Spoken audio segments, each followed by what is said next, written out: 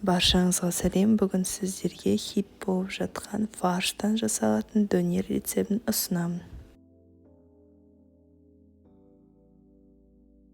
Бізге керекті ингредиенттерді видеода және төменде жазып өтемін. Алдымен фаршқа тұз, бұрыш, қаймақ қосып жақсылап араластырып аламыз.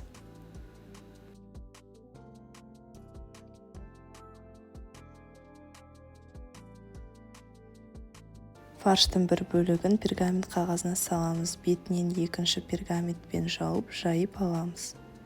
Енді орап аламыз. 200 градус қызып тұрған духовкада 20 минут пісіріп аламыз.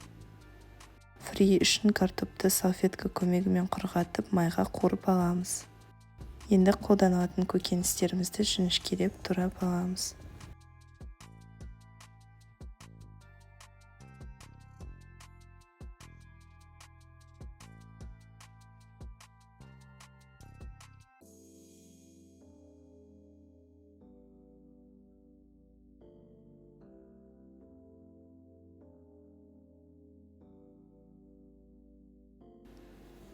Пиязды дөңгелетіп турап аламыз.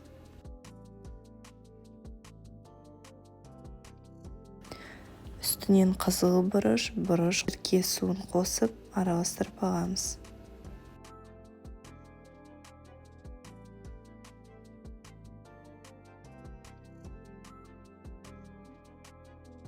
Енді өзіңіздің қалауыңыз бойынша дөнер немесе кебаб жасаймыз.